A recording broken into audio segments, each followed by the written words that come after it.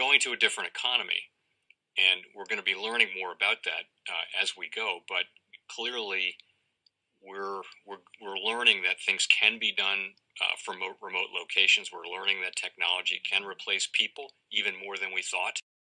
We're not going back to the same economy. We're recovering, but to a different economy, and it'll be one that is more leveraged to technology. And I worry that that is going to make it even more difficult than it was for many workers.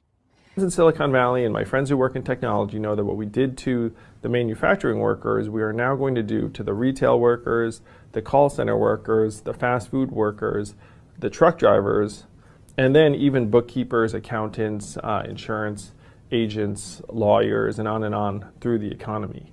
So what happened to the manufacturing workers is a very clear sign. This effort, and China has big plans for this. They intend to seed their digital yuan into the global environment by giving it away to visitors at next winter's Olympics. When they arrive at the airport, they're going to get yuan digital wallets. They're going to receive digital yuan. They're going to use it throughout their visits to Beijing, and then they're going to take it back to their home countries.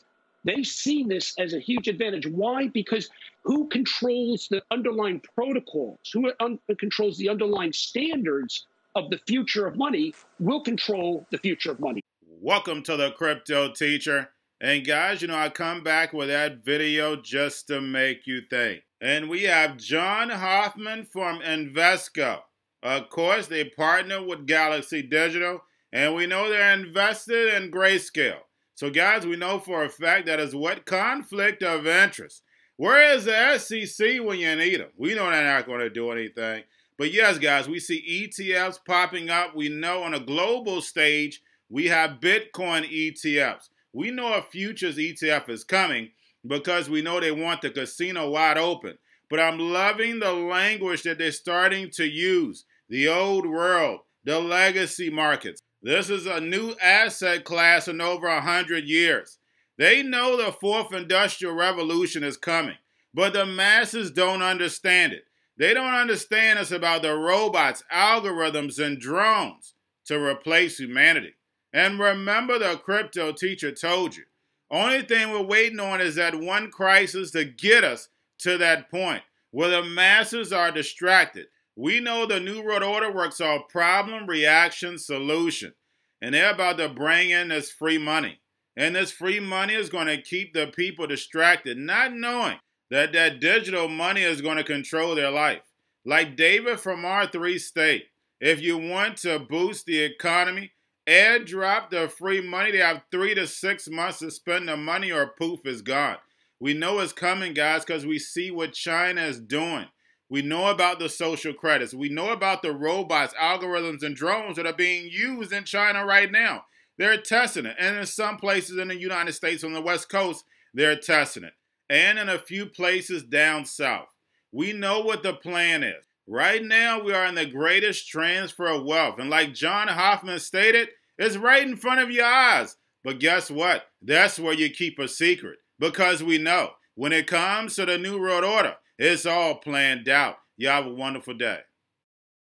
If you can outperform with just straight up Bitcoin, why do we need all these derivative products? What's the thinking behind it? Yeah, absolutely. And there are quite a few ways to access the asset class, and there continues to be more funds launching to provide different exposure. You know, I think if you take a step back, blockchain is a revolutionary technology, and we're in the early days of this. So if you could flash back to, you know, the late 90s and think about the internet back then, I remember dialing up on a modem, and now I can swipe my phone and have a package arrive at my door 25 years later. We're at the early days of this blockchain evolution, if you will. And so today, as you mentioned, Invesco has expanded our offering. We launched 2 blockchain ETFs, one that is broad, investing in the whole ecosystem, the publicly traded companies that are building this world, and then one that's more specific, ticker SATO, S-A-T-O, which is really geared at the companies building the cryptocurrency part of the economy. And again, there's many ways, as you point out, to access this new and emerging asset class, and we expect there to be a continual evolution of more product to allow clients more choice to access these markets. Absolutely. John, and at some point, we're going to get deep into the world of crypto ETFs. At some point, the regulators are going to clear it. What happens to these products then? Are these just holding place markers for when that happens? What happens to these kinds of ETFs when we get that clearance? Yeah, not at all in terms of a placeholder. So we have an analog here at Invesco that we can look back at. We opened up the commodities markets and ETFs a number of years ago, 15 years ago. We also provide exposure to the equities portion of the commodities market. So you can buy a basket of securities that buy, Exxon and Chevron and Halliburton and those names. And yet we still have the direct exposure if you want to buy oil futures or gold. And so both exist because they have different return patterns and different profiles. And quite frankly, they're built for different investment purposes within a portfolio. And so fast forward 10 years, these products will be as relevant as they are today, even as more efficient ways to access the physical currency continues to build. John, why did you guys decide to put 15% of the holdings in one of these ETFs in the Grayscale Bitcoin Trust? We know Grayscale wants to convert into an ETF at some point as well. Is there any conflict there for you guys? So both solutions have a 15% investment in a fund that is directly invested in Bitcoin. And we think that to participate in this ecosystem, you need the direct exposure in some capacity. And you also need all of the companies that are building the infrastructure around this. And so if you're really getting a true play on this space, we think that there's a need to have some exposure to the physical currency as well, or to the physical capability as well. And so both Sado and BLKC hold that investment at about 15% of the fund. So what do you think about the SEC's moves then? There was a lot of talk this week about potentially even seeing an ETF within the next 12 months. Do you expect that to be the case, that we can see pure Bitcoin ETFs sometime soon?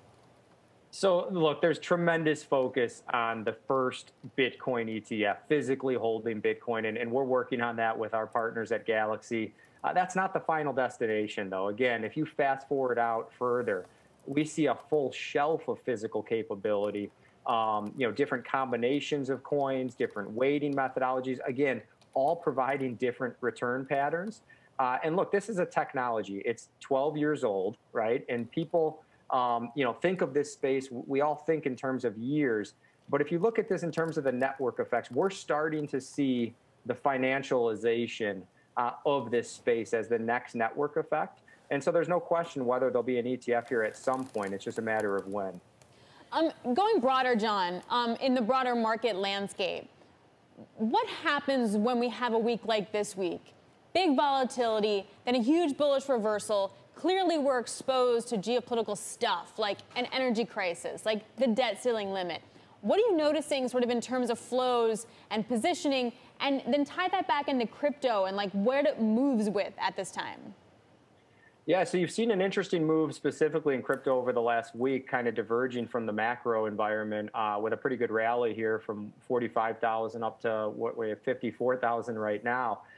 Look, we believe in long-term investing, and the products we build are for the long-term asset allocation. I think the great thing about ETFs is you can buy it long, you can sell it short. There's options available on the product. And so we see so many different investor types utilize these products for exposure.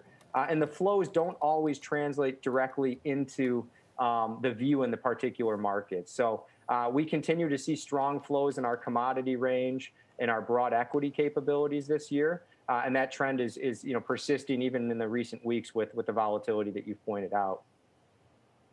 What are investors using crypto for in this environment? Because it's fascinating to see tech up, crypto down, crypto up, tech down. I'm wondering what purpose it's serving for many of the people that are buying it right now.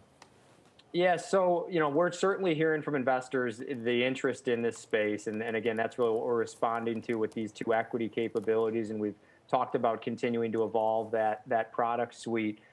Look, it's really about a return pattern that, as you pointed out, may be divergent from traditional asset classes. This may be, the first new asset class in around 100 years that we're seeing evolve right in front of us. And so there's clearly a play on scarcity. There's an inflation topic. With what we're seeing with the government spending right now, there's a play around that.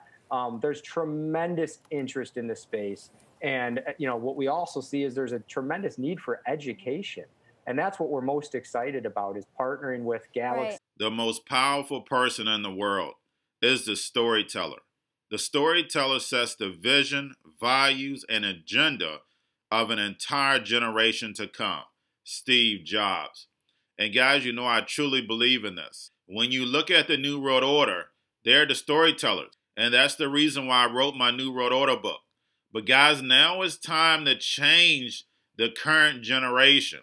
And I wrote 3 kids' books. I love the Trinity because I understand the power that's in it. So I have 3 books. We have an opportunity to change the generation, to educate, not just me, but I want to show you that I take action on a daily basis. And I want you to take action on a daily basis. Whether it's your job, whether it's in your community, we have an opportunity right now to educate the masses. I posted this on my Twitter account. Please share, but this is a short clip of the 3 books. There's going to be a clothing line and action figures. Please get these books for your kids, nephews, cousins, friends, so therefore we can start the re-education now.